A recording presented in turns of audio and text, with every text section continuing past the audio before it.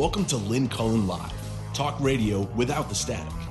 Email your questions and comments to lynn@pghcitypaper.com. And now your host, Lynn Cullen.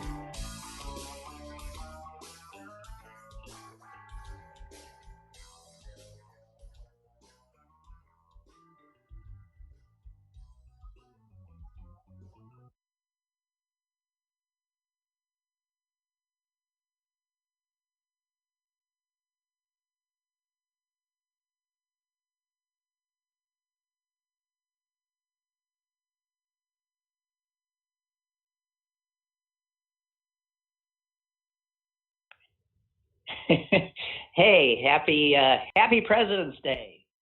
Happy Valentine's Day. Neither holiday ones which I subscribe to myself, but what the hell. It's February 15th. We're more than halfway through February. I'm telling you. I don't care if there's another snowmageddon on the way. The reality is this winter is on its last legs, kind of. So I don't know why I'm so upbeat. Listen, I have to tell you, and Amy, I'm sorry. What happened, we had a little technical snafu before the show even began. I decided that I wanted to go back to using my landline to see if it had been unjustly accused of being the source of our technical difficulties of the last week or so, and so I called in on the landline, and then it became 10 o'clock, and I didn't hear the beep, and I thought, uh-oh, so this is happening again. Then I see a text from Amy saying, "Where are you? I don't see your." So none of it made so. It was screwed up from the beginning. So I dropped my landline, I grabbed my cell phone, and I'm connected to you. So I'm back on the cell, and I'm not quite sure what's happening. And thank you to Chris for telling me to just get a hands-free Bluetooth headset or whatever. And that's one of those things that if I ever get around to it, sounds like a really good idea. Whatever. So here we are. And I was just thinking that even though it's been quieter since was voted out, the last week has been, all about him. And with the resultant terror, anger, lies. Oh my God. His defense team. Oh my God.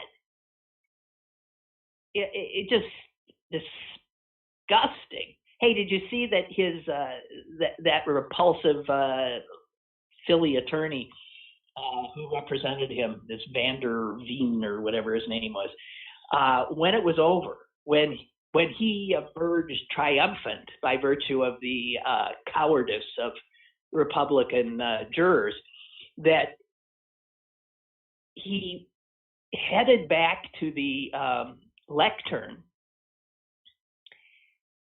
and by a number of people's accounts, stole 3 coasters that had the Senate emblem on them. There were, as I'm sure, as souvenirs. Stop this steal!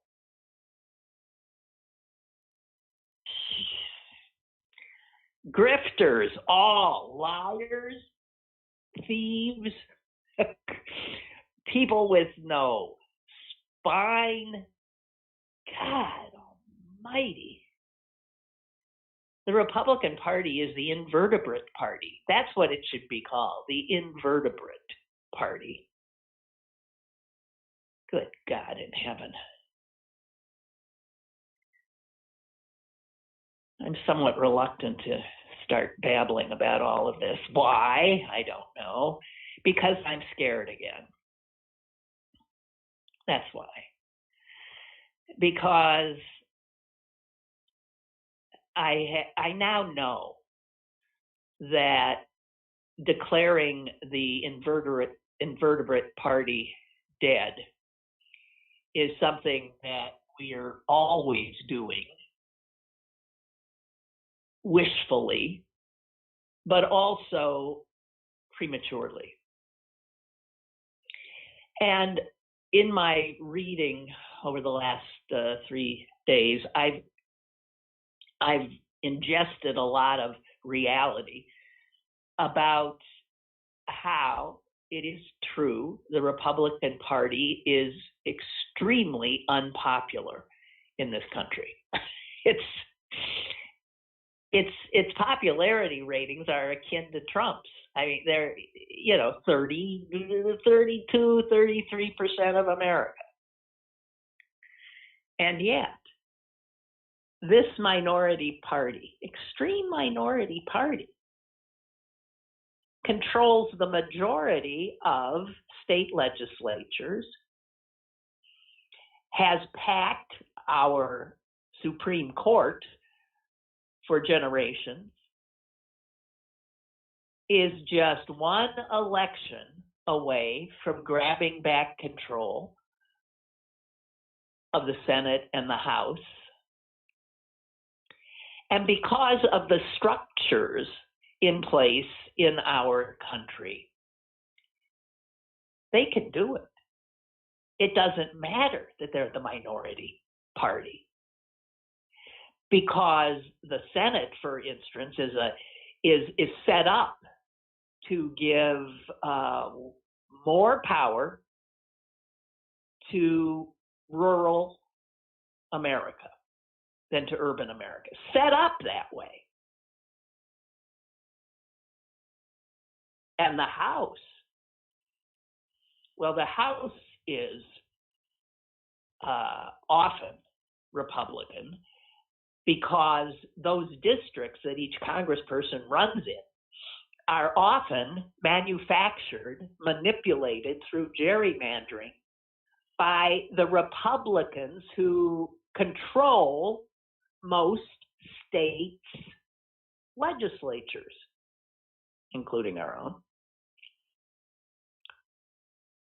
And the Electoral College, we can throw that one in too, also gives the Republicans, probably it spots them what?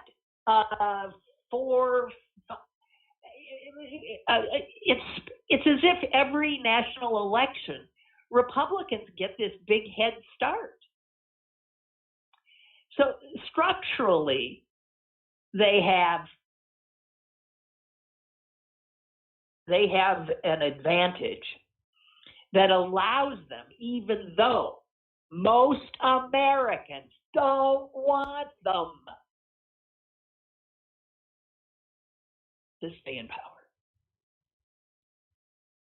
And power, as we've come to learn, is all they want. They don't necessarily want power so that they can pass legislation that would alleviate, kinds of things, human suffering of any kind. They don't want it. They don't want to do that. They don't believe in government. They believe in power.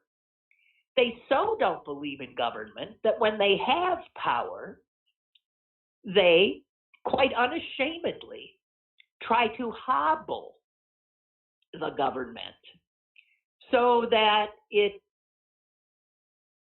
is often toothless or doesn't have the resources it needs, or, as what happened in the last Republican administration, it is befouled by the appointment to important positions of totally incompetent political actors.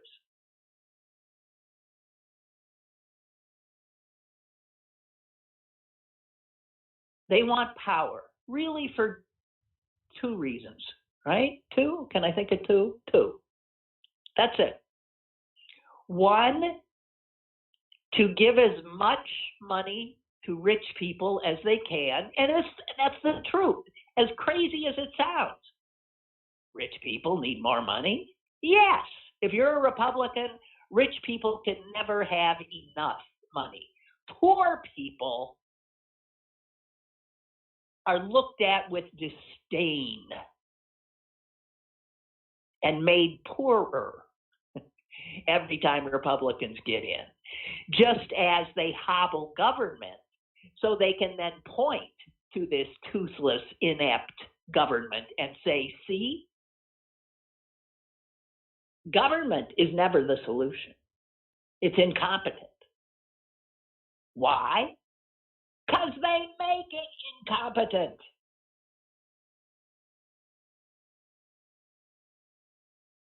Democrats get hold of power and they say, whoa, what can we do to help people? Let's get them checked. Let's get this vaccine out. Let's move. Let's work. And you can see the seriousness with which they attack the job. This is totally alien to Republicans who simply want the power.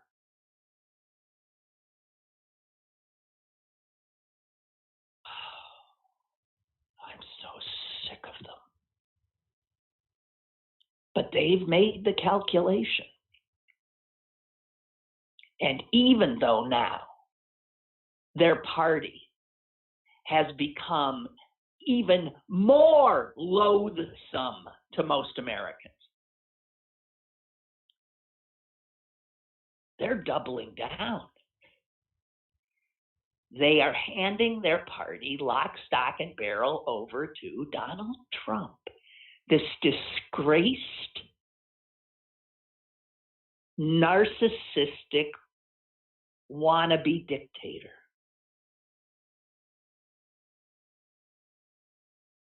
The Republican Party is a clear and present danger to the American Republic. And the people know it. They know it. The Republicans haven't won a national election in how long? My memory's not good, but I believe the last 7 presidential elections, America has said, we don't want you, we don't want you, we don't want you, and yet we get them. They said, we don't want you, we got Bush. We said, we don't want you, we got Trump. Because of these built-in crazy relics from over 2 centuries ago. That made sense, I guess, if you're a pre-industrial nation attempting a radical experiment. Jesus, God in heaven.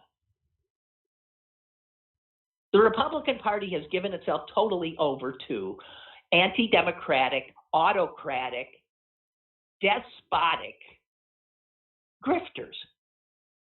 Did you say, speaking of that, Roger Stone, right? Who should be in prison right now,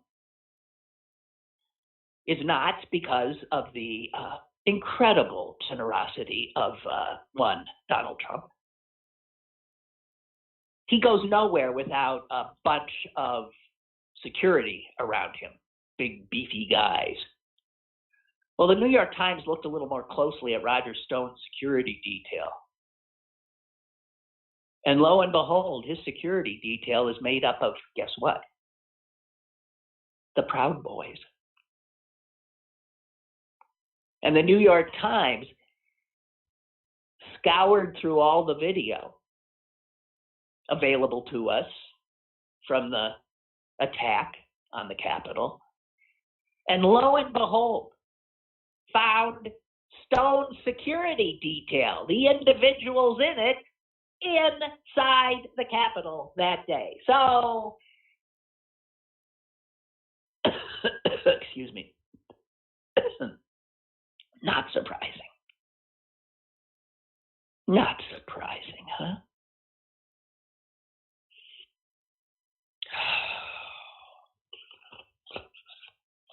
They've made their calculations, and obviously, very short term, they are incapable of looking beyond their own noses. They also clearly are incapable of courage of any kind. I keep hearing they're really afraid. They're really afraid, not just of losing their job. They're afraid that someone will kill them. They're afraid of that mob. And they know that mob has killers in it. Who created the mob? The guy they've thrown in their lot with. It's really astonishing to watch.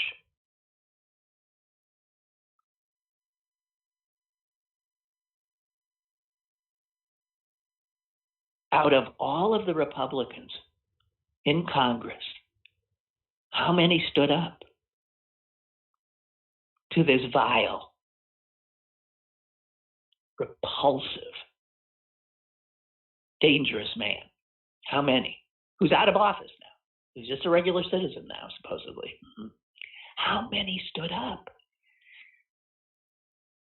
10 out of hundreds in the House? 7? Was it 7 in the Senate? Is that not amazing? Again, I said it a million times. How do they sleep? How do they look themselves in the mirror?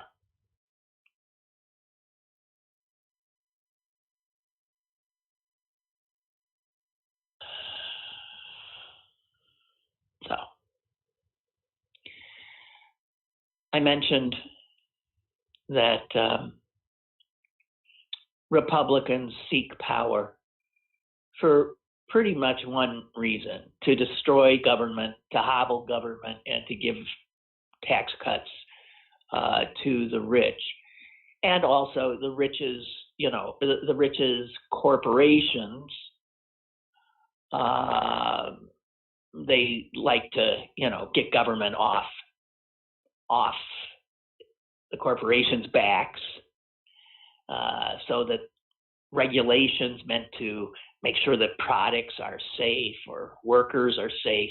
They don't like any of that stuff because they believe in unfettered capitalism. And we've been told, of course, that there's a reason for giving tax cuts to the rich, right? Yeah, because they spend this money, they create jobs, it trickles down. It trickles down to us little folks. And, us little folks will tell them, no, it doesn't. I'm telling you, the rich just keep getting richer and we just keep getting poorer. And now, the London School of Economics did a long study looking at 50 years and 18 developed countries, including the United States, that at some point employed this idea of trickle-down. And they wanted to see, with the benefit of hindsight now, 50 years, did it work?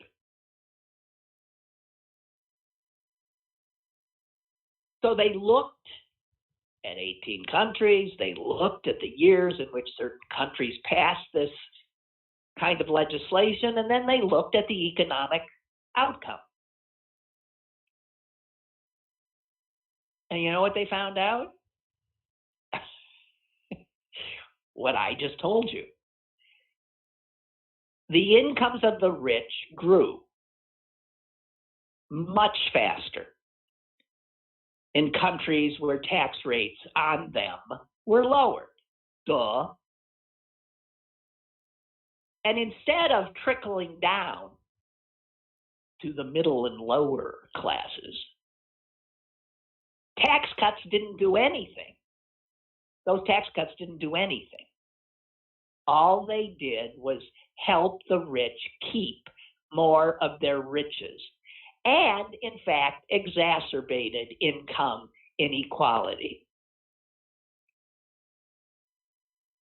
So speaking like a true studious economist, one of the co-authors of this study said, based on our research, we would argue that the economic rationale for keeping taxes on the rich low is weak.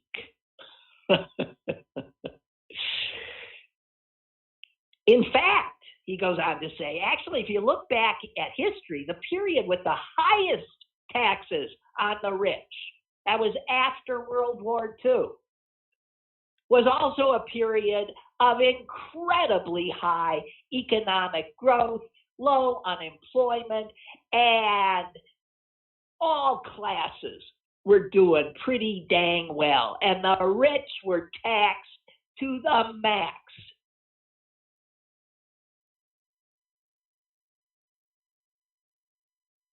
I remember that well. That was the 50s. I was alive.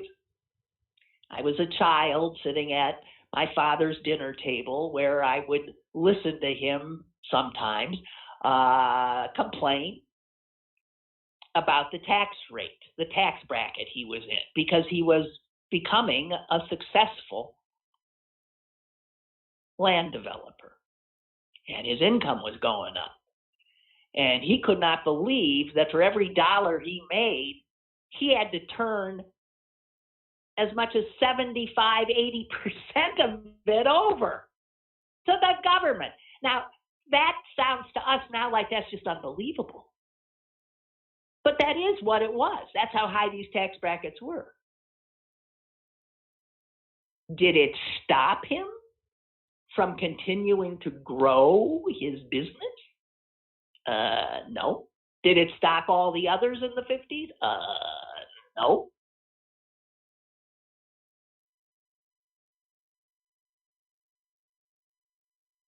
He got richer. Now, obviously, it's human nature. If you make a dollar, you want to keep the dollar. But my father understood that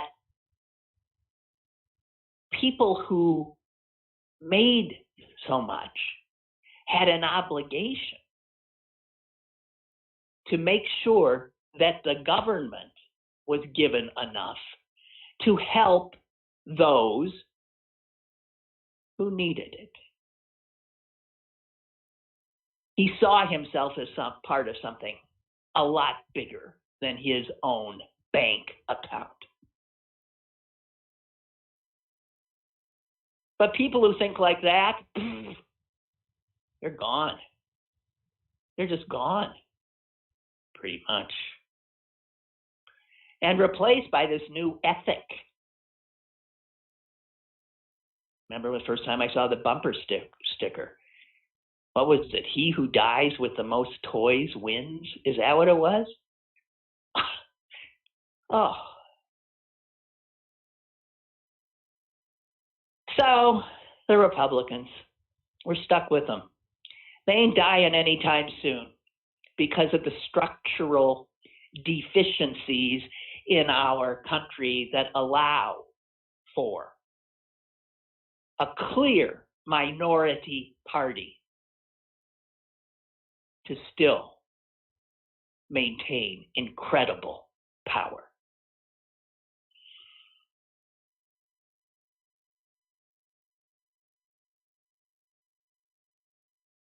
So, all right. Oh, you know what? Let me add one more thing, and then I'll lighten up a little bit. This is not light. This I came across, I guess it was in the New York Times yesterday. And it's written by a woman who was, a policy wonk at some, who knows what, I don't know where exactly she was, somewhere. Demos, Policy Research Group. Excuse me. And she said after 2 decades dealing with trying to come up with ideas for how this country could be more, well, equitable, she said she kept wondering, it boiled down to this question in her head, why can't we have nice things? It's like what you would say to a child, And the reason we can't have nice new furniture is because why can't we have nice things? And she wasn't talking about furniture. She was talking about, why can't this rich nation, why don't we have basics that nations nowhere near as rich as us have? Why don't we have well-funded schools? Why don't we have a reliable infrastructure? Why don't we have wages that keep a worker out of poverty, for God's sake? Why are we a country that has people working a job that doesn't allow them to have dignity? Why are we, this rich nation, why can't we have these nice, some would say basic things that so many other countries have? Comprehensive public health care, an actual government that functions so it could respond to, for instance, a pandemic. Why can't this country, this exceptional, powerful country, why can't the people in it, all the people, we the people, have nice things? And you know what she figured out? She finally figured it out. It's racism, guys. It's racism. White America, listen to this. White America used to love big government.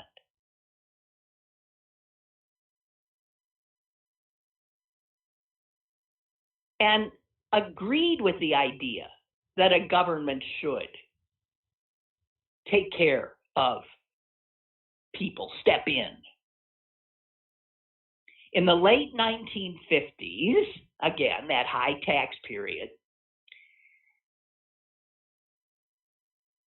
studies showed that over two-thirds of white Americans actually agreed with an idea that is now considered radical.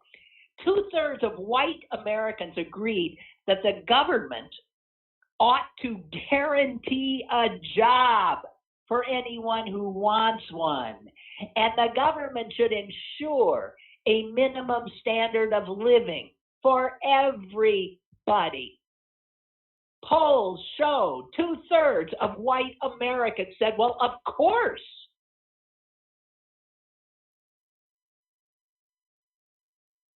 Then you know what happened? Support for that kind of view of what government should do just collapsed, and collapsed very quickly, from 2/3 of Americans agreeing to 2/3 disagreeing. And it collapsed in the years 1960 to 1964. Why? Because Black people were rising up. They were marching on Washington.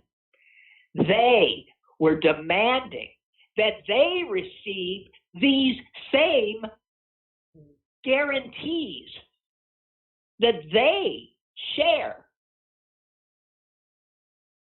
in what the government was doing for its white citizens. And then the Democrats said, we agree with them. And the Democrats, and famously Lyndon Baines Johnson, right, signed the Civil Rights Act, the Voting Rights Act, and from that day in 1960, what was that, 4? No Democrat has won the presidential white vote. No Democrat has won a majority of white Americans since the Democrats said, yes, we think that Black people should also share in the largesse, in the promise of our nation.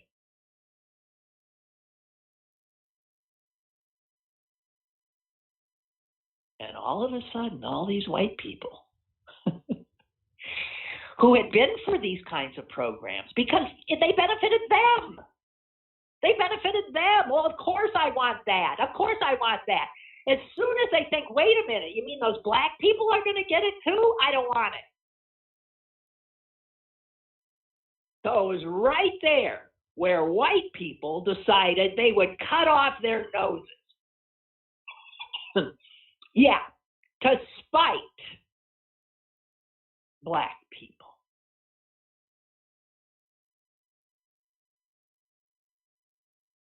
It was the civil rights movement.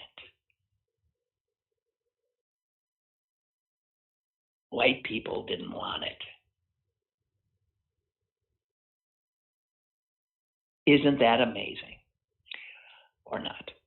White support for ideas like guaranteeing a minimum standard of living for human beings plummeted from 70% to 35% in 4 years, culminating in Lyndon Johnson's signing of civil rights legislation.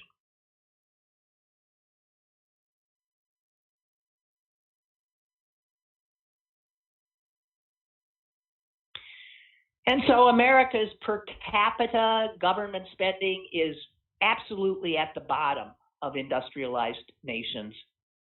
Our roads, our bridges, our water systems are crap compared to those in other countries in Asia and in Europe.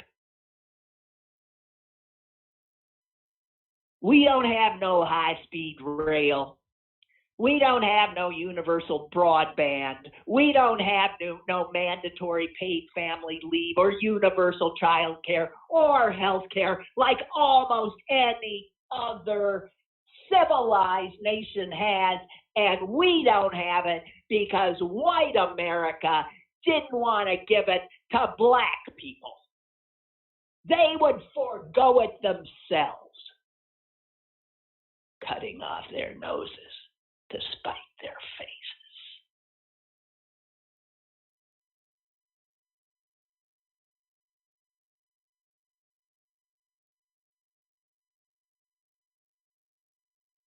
Racial resentment, fear, animus, bigotry is the key reason America has been on the decline.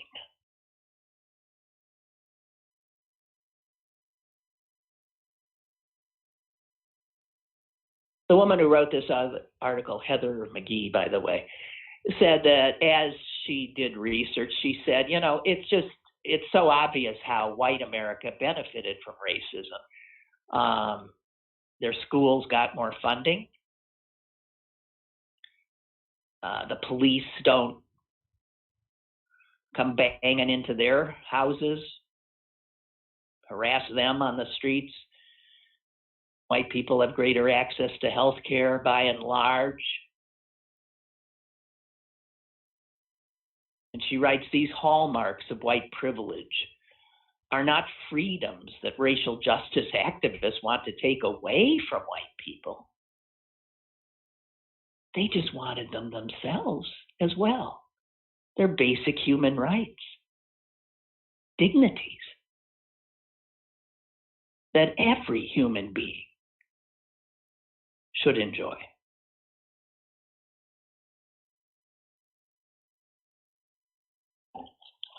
So it all comes back to that. The Republican Party of invertebrates is the party of white racism.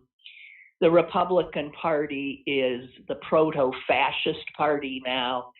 The Republican Party will take us down. It's been doing that, but it will continue. Okay.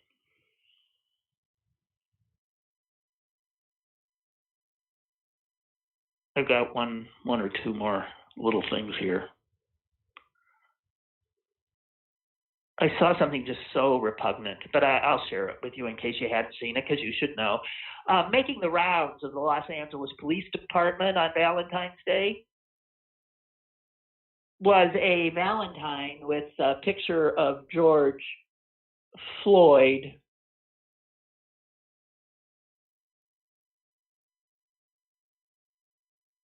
and the line on the card with the picture of George Floyd for Valentine's Day, something to send to your love.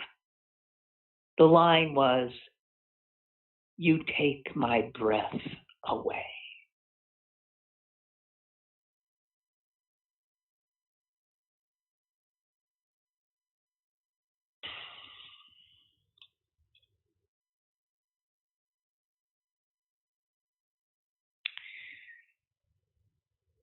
Yeah. All right, back to stuff that doesn't matter as much. Bob and Braddock writes, there's this talented singer from Fox Chapel named Sloan Simon.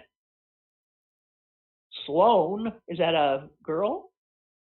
Sloan, I can't tell, these ambiguous names. Sloan is slated to audition wearing a Fox Chapel Fox's cheerleading outfit. Well, right. And her audition is slated to be on American Idol before the end of this month. Now you're telling me this why? He's saying, I don't think she'll win. Why? Because the fix is in. Yeah. Well, I did not watch, and I will not watch, but apparently, yes, one of the aspirants that auditioned on the initial show, which was what, last night, was none other than Claudia Conway, the 16-year-old daughter of Kelly Ann and George. And whilst apparently she can carry a tune, she is nowhere near the level of talent. But, and this tells you about media again, and reality shows. It's not reality.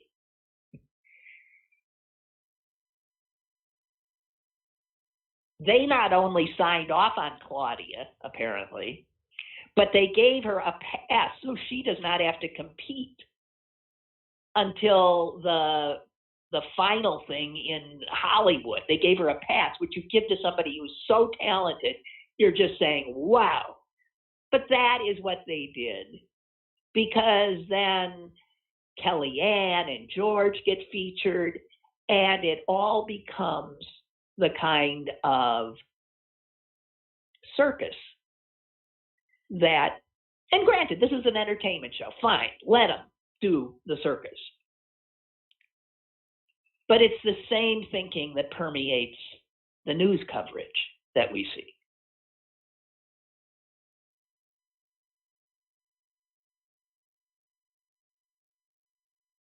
I might have a caller, right? Again, it's hard for me because I got the, hello? I'm here. You're there. Well, good. What's up? So I'm a little bit behind the curve. This is Joe Piva. I haven't talked to you for a while because I got a job and I work all the time now, which is great. Great. I work with a bunch of Trumpers, and yeah, I know you do. It's gotten to the point. We got some pretty heated discussions here in our little. We meet together in the shop in the morning, and I've just taken to call them civics class flunkies because they don't know a damn thing about a damn thing. No. And it's sad. I was storing up some quotes. I hope I can remember them all that just come out in conversation and arguments. Trump failed because he didn't execute anyone. If I was in charge, they would be executed, and executions, whoever said anything back to me, execute them. I mean, seriously. What's another one? I can't call my council person. I didn't vote for them. Here's the best one. It doesn't have to do with politics, but it'll give you a sense of their frame of mind. My wife makes soup. Every day she makes soup, all kinds of soup. They all eat it. I won't eat soup. How can you turn soup into a turd? Can't be done. I'm not eating soup. Jeez. I assure you, your body can. Jeez. I mean, so you take your wife's soup and bring it to these racist jerks? What's with you? Oh, it's pretty funny, but it's kind of sad. I don't know. I mean, I'm stuck working with these guys for the rest of my working life. And on any other front, they're good dudes. I mean, they're good workers. They know their job. They take a lot of responsibility and keep an update in their skills and what needs to be known about their jobs, and take a lot of pride in what they do. A lot. It's just. But they feel like victims. They feel like victims, and they think somehow that what? Who's taking it all away from them? Democrats, black people? Was it? God damn it! I remember another quote. When that defund police thing came out, if they get rid of police, my wife or my daughter's going to walk right down the street by my house and get raped. I mean, without them straight. So they're listening to that Fox News all the time, and they sit there and listen when they have a break at lunch or something. They sit there and listen to these videos with this constant drumbeat of stupidity pounding their skulls and rattling around in their brains. It's something. One more thing. What are you wearing? What do you mean? What am I wearing? Like, what do you have on? Well, what's it to you? We don't get to see you anymore, so I was just wondering, like, do you traipsy in like a little French maid outfit, or? All right, you're out of here. See you. Have a great day. Bye. You too. Bye. All right. Gee whiz. Well.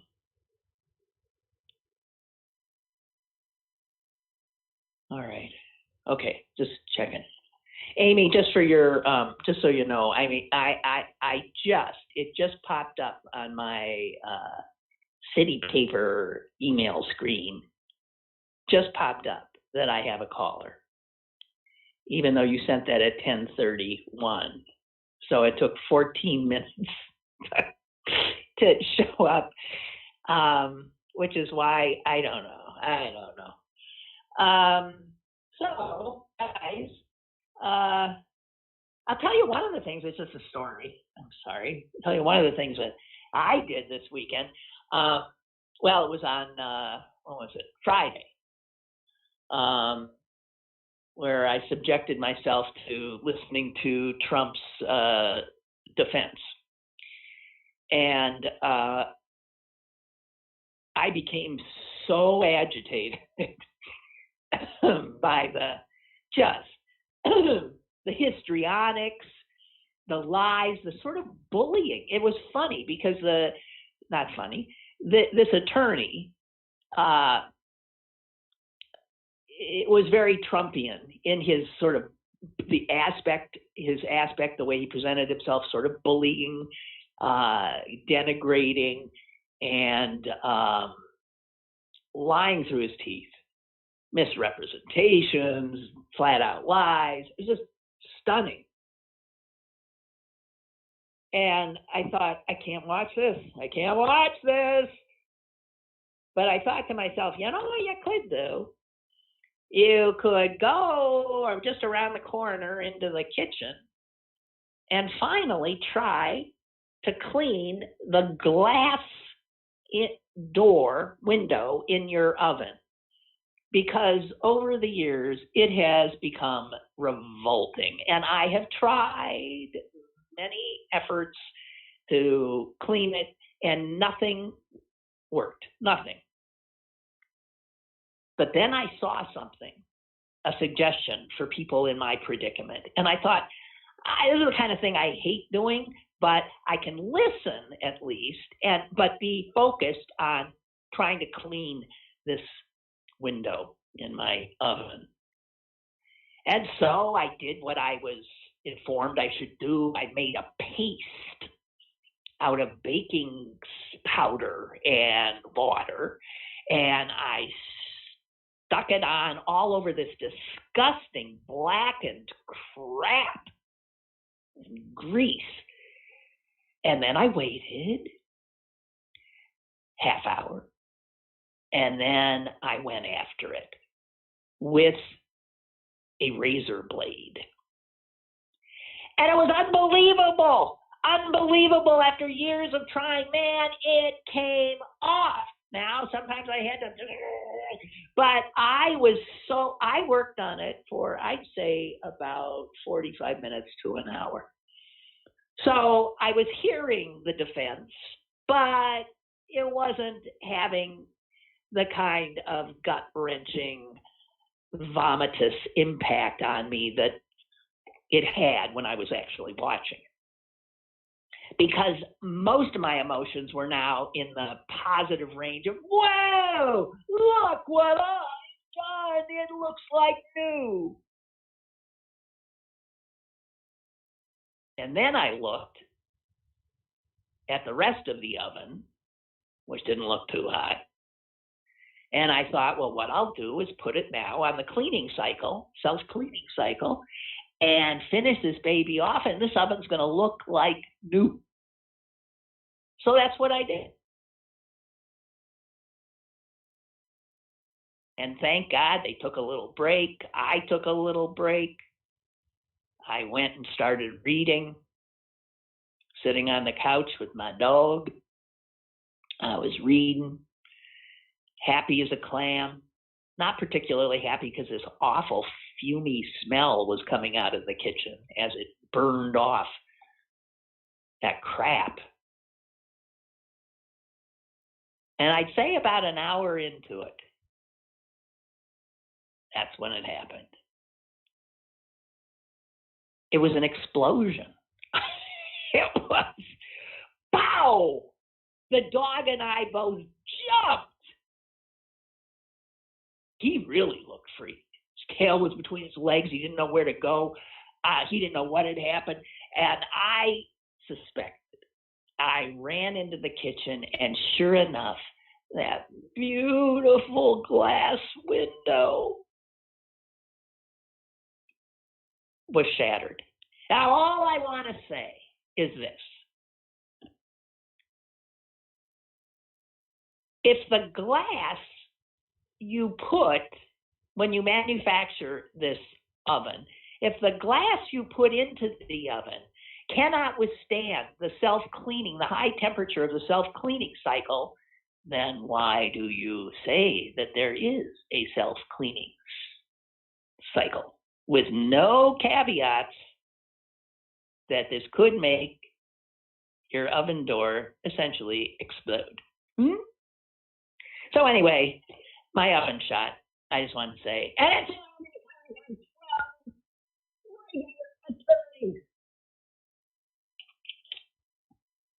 Jesus.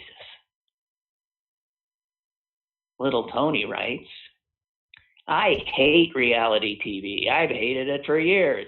Yeah, it is. I remember once, God, a million years ago, telling my rabbi that I had watched Survivor. And he looked at me like I had just told him that, I was molesting children. I swear, the look on his face, I dropped in status with my rabbi. Like, it was, dizzying. And he flat out said, why? Why would you do that?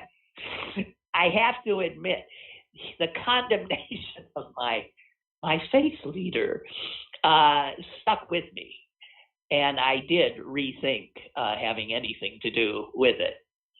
Anyway, Tony says networks make reality TV because it's cheaper to make than dramas and comedies. Yes. I don't waste a second of my time on them. They also make them because a lot of people watch them. That's right. And they make us coarser and they make us nastier because often the way reality shows work is the person who's the biggest backstabber, the worst human being wins. Sort of like that bumper sticker. And it's an ethic, a cultural value that they're selling that is repellent.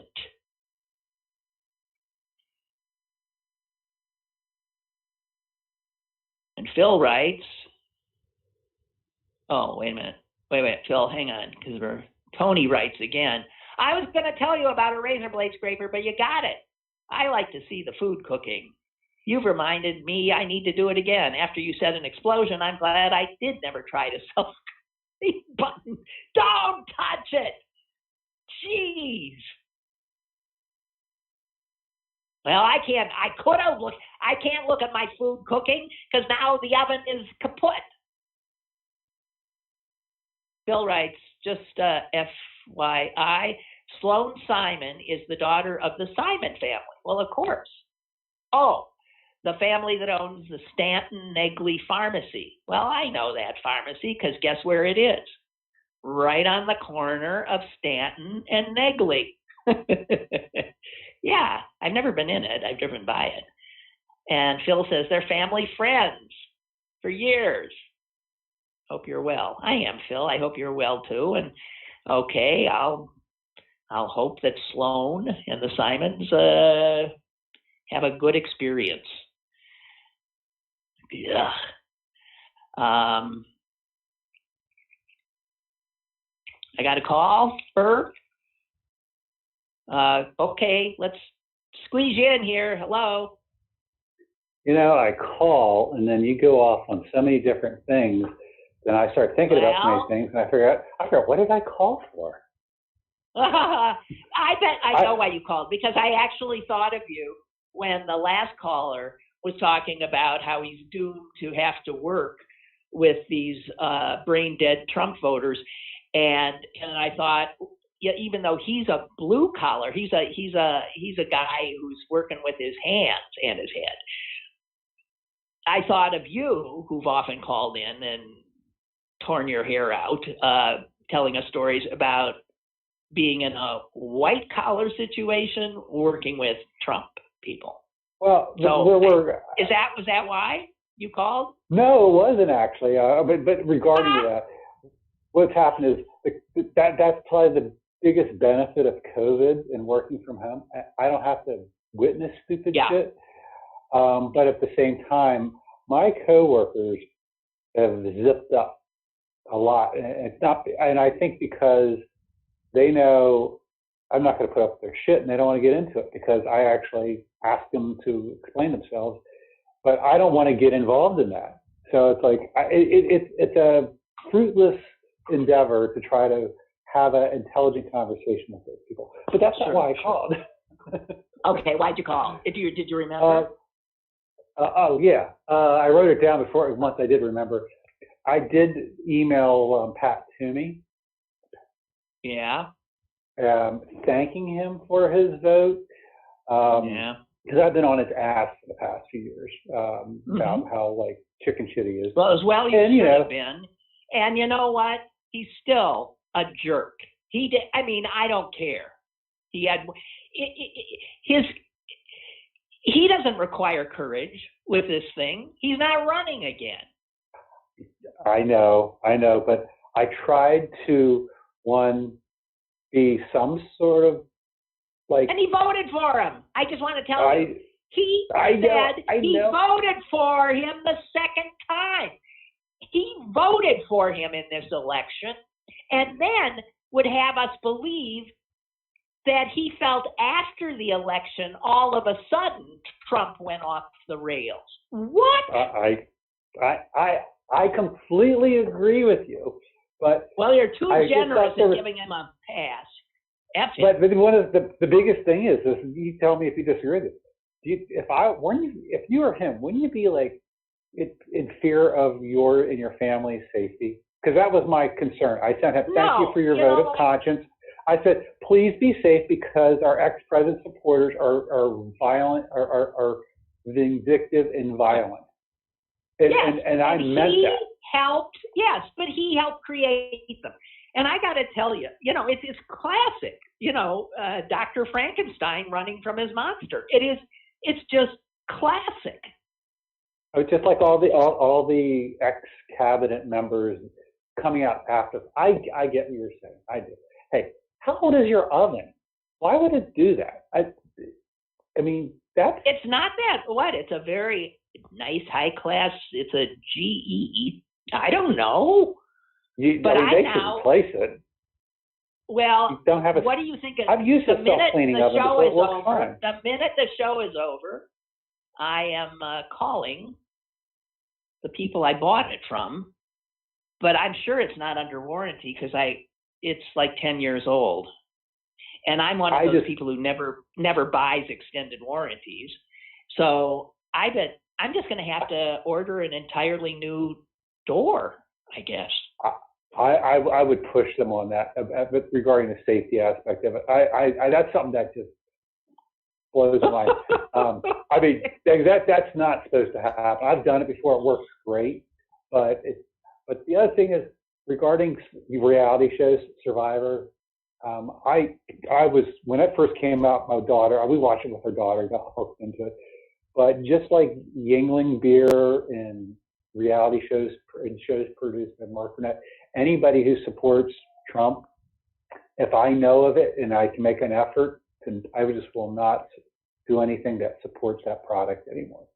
When the day after Trump won in 2016, I had like a case and a half of Yingling beer in my refrigerator, and I gave it to a friend. I gave it to a friend. I said, you drink this poison. And I liked it. It was a Pennsylvania beer. It's the smallest, oldest beer company and you guys screwed it up because you supported a monster.